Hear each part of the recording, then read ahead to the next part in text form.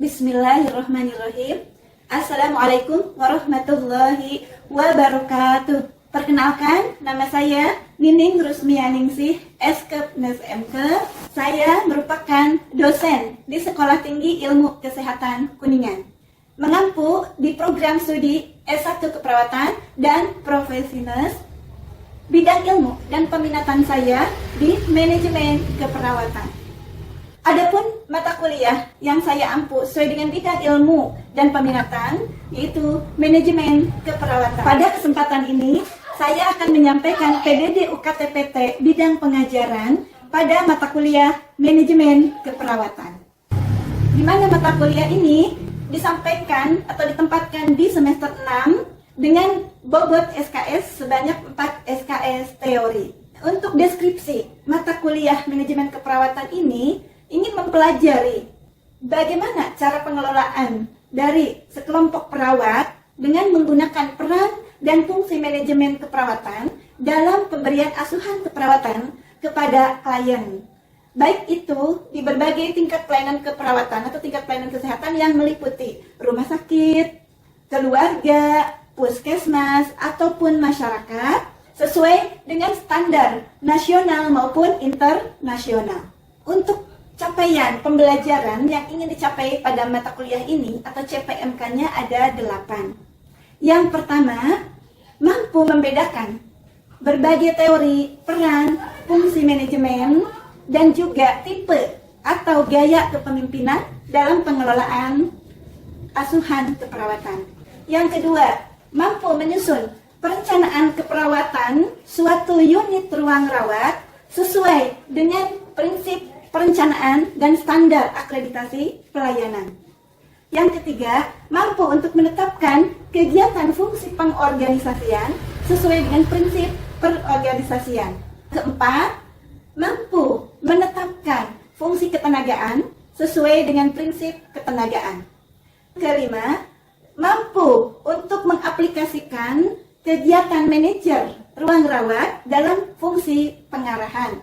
Yang keenam, mampu menyusun upaya pengendalian mutu asuhan keperawatan di unit ruang rawat.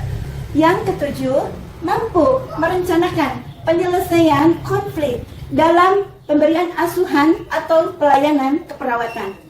Dan yang kedelapan, mampu memainkan peran dalam konferensi dan timbang terima sesuai dengan konsep manajemen keperawatan. Materi pembelajaran pada pertemuan kedua ini yaitu tentang gaya kepemimpinan, di mana akan kita pelajari tentang pengertian dari gaya kepemimpinan tersebut. Selanjutnya tentang jenis-jenis daripada gaya kepemimpinan.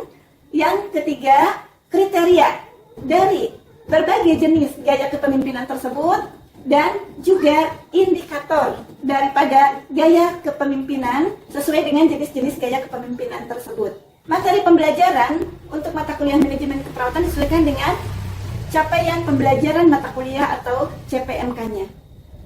Adapun sistem atau mode pembelajaran ini dengan pembelajaran tatap muka langsung, real classroom.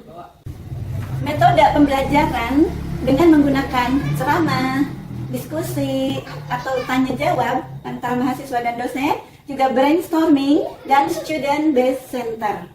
Adapun media yang digunakan dalam pembelajaran ini yaitu menggunakan LCD proyektor, laptop, mikrofon, dan juga PPT materi. Proses pembelajaran ini sesuai dengan rencana pelaksanaan pembelajaran. Pada pertemuan kedua ini akan membahas tentang gaya-gaya kepemimpinan. Tahapan ada 3. Yang pertama pendahuluan, yang kedua tahapan inti, dan yang ketiga penutup.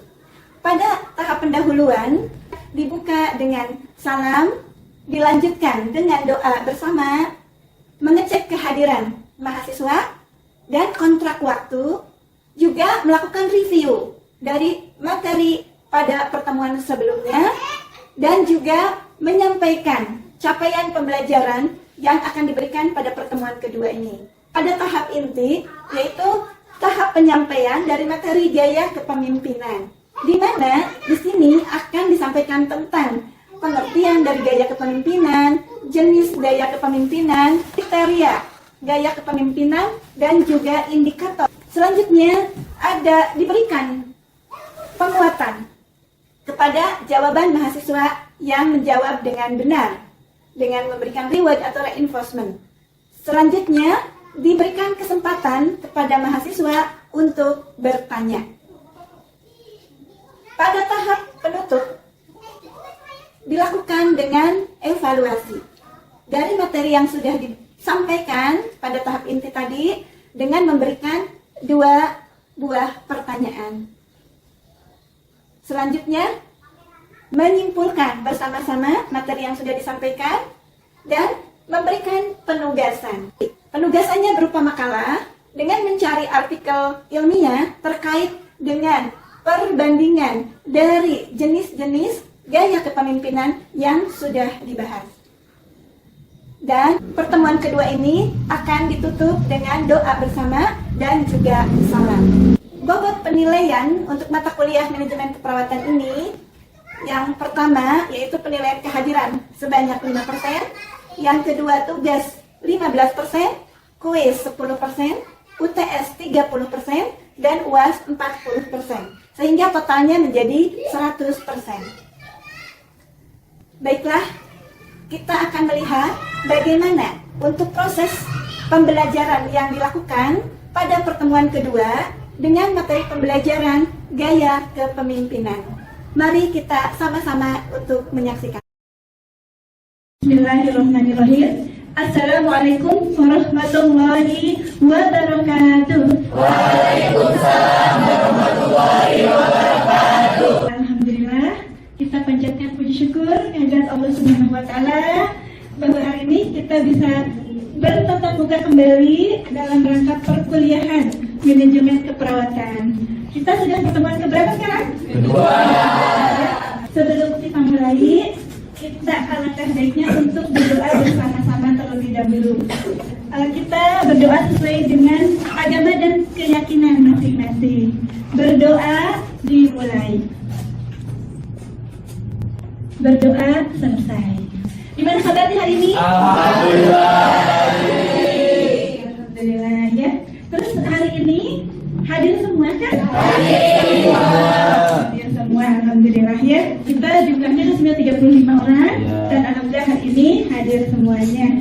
Semoga selalu sehat, kita berdoa. Selanjutnya kita di sini untuk pertemuan kedua ini akan mendiskusikan tentang gaya kepemimpinan ya, dan itu kita akan diskusikan selama kurang lebih 20 menit. Yang udah Ibu sampaikan depan ini ya. Nah, kita evaluasi terlebih dahulu materi yang sudah Ibu sampaikan di pertemuan yang pertama kemarin. Masih ingat materi tentang apa kemarin? Kepemimpinan dan manajemen keperawatan. Alhamdulillah ya, masih pada ingat. Nah, selanjutnya coba yang masih ingat siapa? Tentang manajemen keperawatan. Silakan, siapa yang menyampaikan? Ada yang video ya? Silakan Neng, kencang suaranya.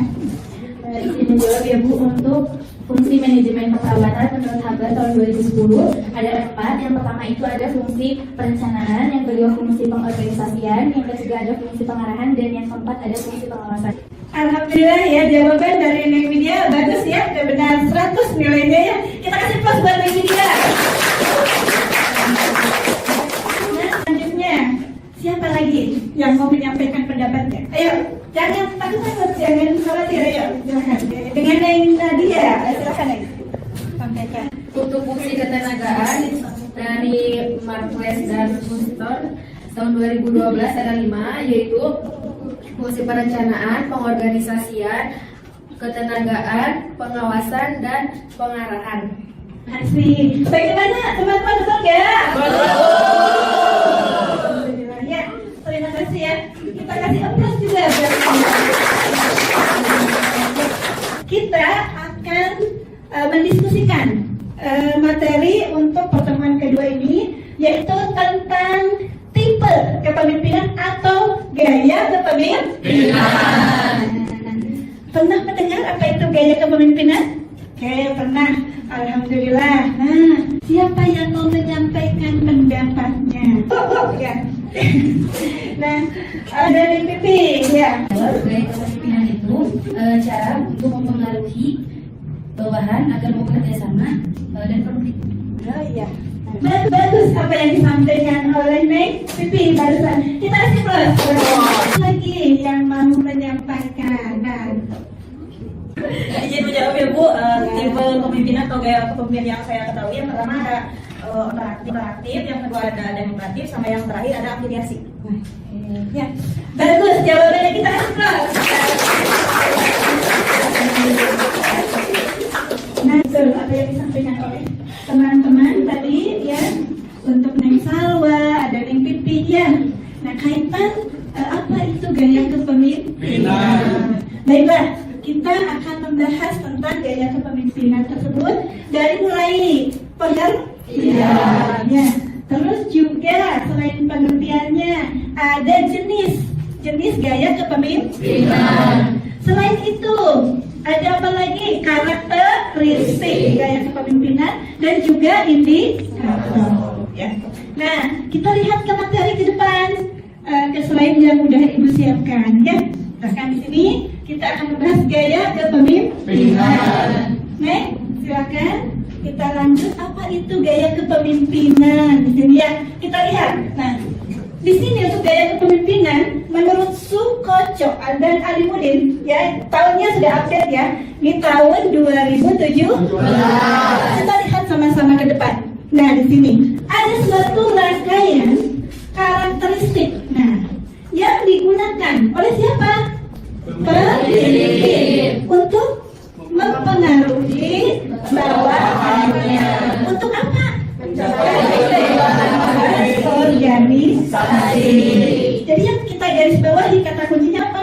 Ada rangkaian karakteristik ya dari seorang pemimpin, sehingga dari karakteristik pimpinan tersebut atau ciri khas pimpinan tersebut bisa mempengaruhi bawahannya untuk mencapai tujuan organisasi. Contoh kita di sini di stiker kuningan, di stiker kuningan ini yaitu apa?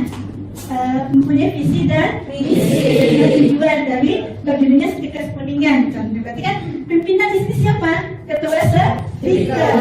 Punya karakteristik untuk mempengaruhi semua stafnya, termasuk dosen, tenaga pendidikan dan lain-lain untuk mencapai tujuan daripada tugas kuliah. Ya, itu contohnya. Terus selanjutnya apa lagi? Nih kita lihat. Nah, untuk yang menurut Hasibuan di sini sama nggak kira-kira? Hampir sama. Yang bedanya apa? Nah, di sini cara pemimpin mempengaruhinya agar apa? Mau bekerja sama dan produktif. Untuk apa? Tujuan organisasi. Ya. Jadi di sini hampir sama, tapi beda di penekanan. Ada apa? Tadi kerja sama dan produktif. Selanjutnya menumbuhkan di sini bahwa pola perilaku dan strategi. Nah, yang disukai dan sering diterapkan oleh seorang pimpinan ya, sama untuk mempengaruhi bawahannya dan untuk mencapai sasaran organisasi. Baiklah, nah kita lihat selanjutnya. Itu tadi adalah pengertian. Sekarang kita ke materi terkait jenis gaya kepemimpinan. Ada berapa? Kita lihat sama-sama. 1. Otoritatif. 2. Demokratis. 3.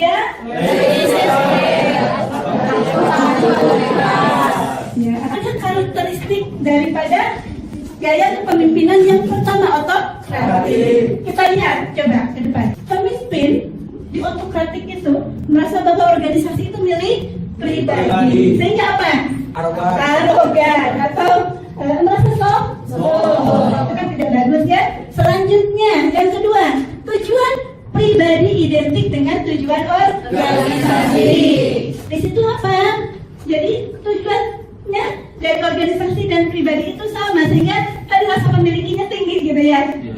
Lanjut, bawahan sebagai alat. Kasihan banget ya, sebagai alat. Ya, alat untuk apa? Mencapai tujuan. untuk grafik ini tadi bisa saja mencapai tujuan pribadinya. Terus selanjutnya tidak mau menerima apa? Kritik dan saran. Ya, jadi udah itu mah bagaimana kita aja kakak pemimpin. Misalkan kritik dari bawahan atau dari semua stafnya tidak didengarkan ya. Selanjutnya terlalu tergantung pada posisi atau kekuasaan formalnya. Jadi merasa apa? Berkuasa ya, punya kekuasaan sehingga bisa terjadi sewenang-wenang. Selanjutnya tadi kan sudah berdasarkan kekuasaan memaksakan kehendak sehingga apa? Pendekatannya paksaan dan sifatnya menghukum. Nah, itu jadi memang di sini itu sebagai karakteristik dari apa? Gaya kepemimpinan apa tadi? Oke. Bisa juga sewenang-wenang karena ada sentralisasi kewenangan. Di mana itu sentralisasi kewenangannya? Di pimpinan. Yang selanjutnya produktivitas kerja. Karena kan tadi dipaksa ya, atau apa namanya istilahnya tergantung dari pimpinannya harus A ya A, B ya B, sehingga apa?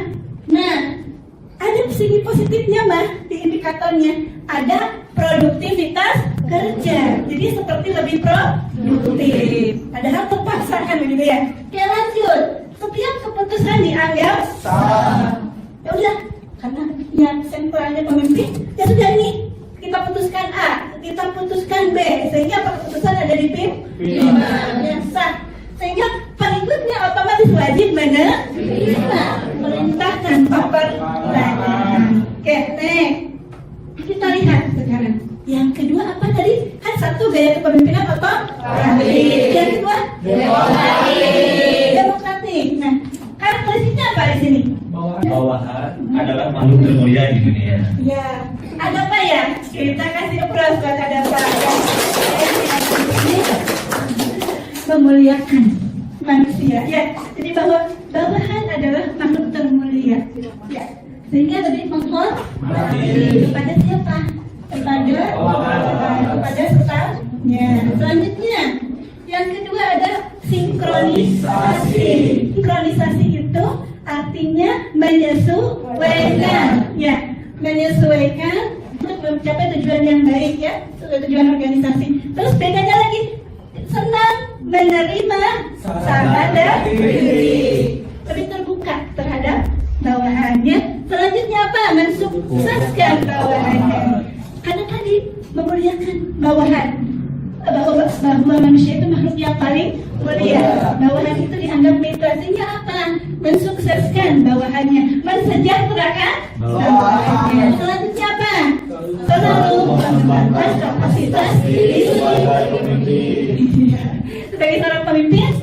Tadi ditingkatkan terus bahwa seorang pemimpin harus bisa memimpin dengan baik, belajar tentang gaya kepemimpinannya yang baik sesuai dengan kondisi, situasi, dan tujuan organisasi. Next, menjalin komunikasi yang baik, kerjasama yang baik, pimpinan dan bawahan. Yang kedua, ada penghargaan. Jadi memberikan penghargaan. Kalau bawahan itu bekerja dengan rajin, dengan baik, maka pimpinan akan memberikan penghargaan. Kalau bekerjanya tidak baik atau tidak rajin, diberikan apa? Diberikan punishment namanya, tetapi dengan cara yang baik. Ya, tidak bahwa kamu salah, kamu harus begini, begitu, tidak, tetapi dengan cara yang baik, pendekatan. Ayo, yang tadi dilakukan adalah cara yang kurang baik, nanti kita tingkatkan lagi menjadi lebih baik, dan bekerja harus lebih baik. Ya, selanjutnya tadi manajemen itu mendengarkan apa? Aspirasi dari bawahan. Tadi Anda senang menerima saran dan kritikan, masukan, nah, sehingga aspirasi bawahan didengarkan. Ya, bawahan tadi lebih sejahtera, lebih sukses. Nah, kita lihat. Nah, ini gaya kepemimpinan yang seberapa? Ketiga. Apa itu? Inspire ya, atau acuh. Nah, ini apa katanya karakteristiknya? Kebalikan dari otomatik. Ya, jadi ini sebaliknya dari Oh, gaya kepemimpinan otoritatif. Yang kedua apa? Berperilaku yang pasif. Jadi hanya silahkan saja, terserah saja kepada anak buahnya gitu ya. Jadi pimpinannya pasif, tidak memberikan motivasi, tidak memberikan suatu bimbingan arahan. Jadi membebaskan ya, ada sebabnya atau sebagainya. Selanjutnya apa? Menghindar dari tanggung jawab. Nah, menghindar dari tanggung jawab. Tiga, yang sama yaitu apa tadi keyakinannya? Bahwa harus apa tuh? Memperlakukan tawarannya dengan kebebasan. Dia bebas, silahkan mau mengerjakan apa saja, mau mengerjakan sesuai dengan keinginannya. Nah, kira-kira akan teratur nggak anak buahnya? Bawahannya akan serasi nggak? Ya, akan nanti yang satu ke timur, satu ke utara, satu ke barat, satu ke selatan. Nanti organisasinya tujuannya juga kurang tercapai, tidak tercapai. Selanjutnya nggak tercapai. Oke, selanjutnya, nah di sini ada keyakinan yang tadi kebebasan bahwa dengan bebas itu akan cepat berhasil. Jadi kalau anak buahnya bawahan silahkan mau mengerjakan apa saja, ya sudah nanti harapannya itu dengan sebebas-bebasnya mungkin akan berpikirnya kreatif. Tapi kan tidak semuanya seperti itu, malah jadi akhirnya apa? Tidak terkontrol, tidak terfokus, dan tidak terkonsentrasi. Alhamdulillah untuk materi ya kita sudah selesai untuk didiskusikan. Nah sekarang silakan barangkali ada yang mau ditanyakan. Silakan, siapa yang mau bertanya? Nah, silakan. Neng Dea ya, nah, silakan ya. Sebelumnya Ibu perkenalkan, nama saya Dea. Izin bertanya, gaya kepemimpinan apa yang cocok untuk perawat? Terima kasih ya Neng Dea, pertanyaan yang bagus ya. Gaya kepemimpinan apa yang cocok, yang kita bisa lakukan ataupun pimpinan bisa lakukan di ruang perawatan gitu ya, atau bagi perawat. Nah, untuk di ruang perawatan ya, itu kan dengan kita melaksanakan asuhan keperawatan kepada pasien ya, kita harus memegang apa? Prinsip etik keperawatan. Prinsip etik keperawatan, kita harus menghargai harkat, derajat dan martabat pasien. Kita harus selalu memberikan berbuat baik kepada pasien. Kita harus menjaga kerahasiaan. Kita harus berbuat adil. Nah, sehingga yang cocok kalau kita lakukan di ruang perawatan atau bagi seorang perawat itu gaya kepemimpinan demokratis. Ya seperti yang sudah kita bahas tadi, karakteristik dan indikatornya. Alhamdulillah berarti sudah banyak yang memahami ya. Alhamdulillah.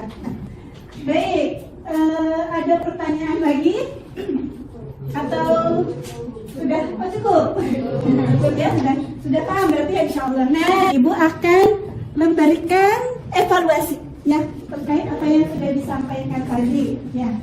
Untuk pengertian dari gaya kepemimpinan tadi kan ada dari 3. Berapa nanti ya Ibu ambil yang sudah ambil ya, udah terakhir ya, yaitu terkait pengertian gaya kepemimpinan. Siapa yang mau menyampaikan? Ayo, oh ya, silakan. Pengertian dari Alimuddin dan Sukoto 2017, pengertian gaya kepemimpinan, pengkajian karakteristik yang digunakan oleh pemimpin untuk mempengaruhi bawahannya untuk mencapai suatu tujuan. Betul nggak apa yang disampaikan? Betul. Bagus ya pendapat dari Adi ya. Oke, alhamdulillah. Betul. Kita kasih plus ya, alhamdulillah. Terus selanjutnya tadi untuk pengertian gaya kepemimpinan. Sekarang untuk gaya kepemimpinan itu kan ada beberapa jenis ya. Nah, yang sudah kita bahas sama-sama jenis gaya kepemimpinan itu ada berapa? Siapa yang menyampaikan? Silakan. Silakan Neng. Perkenalkan dulu. Perkenalkan, nama saya Tita Margareta. Izin menjawab ya Bu. Jenis gaya kepemimpinan itu ada 3. Yang pertama otokratik, yang kedua demokratik, yang ketiga gaya kepemimpinan acuh tak acuh atau bebas. Iya.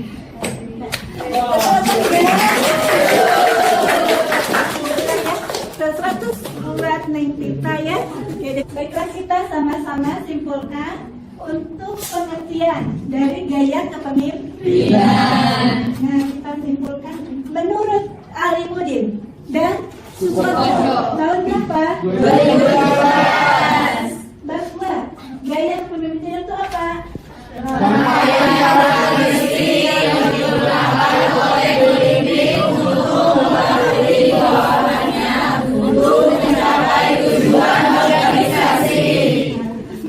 Bagus ya.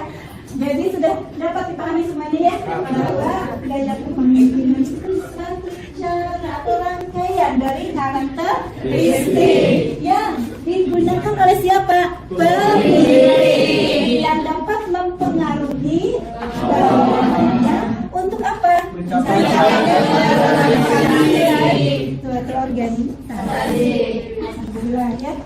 Nah, Ibu juga ingin menyimpulkan jenis-jenis gaya kepemimpinan apa saja. Yuk sama-sama. Satu. Demokratik.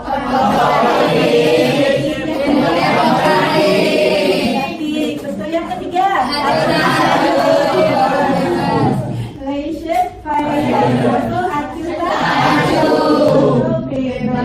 Alhamdulillah ya.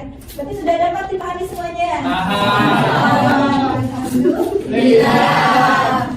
Baiklah ya. Berarti anak-anak ibu semuanya, teman-teman ibu semuanya sudah dapat memahami materi yang sudah disampaikan pada pertemuan kedua ini tentang apa tadi? Gaya kepemimpinan. Baiklah, nanti untuk yang akan datang kita akan membahas tentang peran, fungsi, dan wewenang daripada perawat manajer atau manajer keperawatan. Alhamdulillah itu yang bisa kita sampaikan dan kita diskusikan bersama-sama ya untuk materi pada pertemuan yang kedua ini. Untuk lebih bisa memahami materi gaya kepemimpinan ini, ada satu tugas buat anak-anak itu semua ya, yaitu membuat makalah tentang perbandingan atau perbedaan ya dari gaya kepemimpinan. Tadi kan sudah kita bahas. Ada otokratik, ada demokratik, nanti tugasnya dari setiap mahasiswa membuat makalah tentang perbedaan dari jenis gaya kepemimpinan yang sudah kita bahas. Siap? Siap. Insya Allah ya. Kita kumpulkan nanti minggu depan kalian di pertemuan yang ketiga. Ya. Baiklah, kita tutup dengan doa bersama-sama ya. Semoga apa yang sudah kita bahas bersama-sama dapat bermanfaat. Membacakan hamdalah bersama-sama.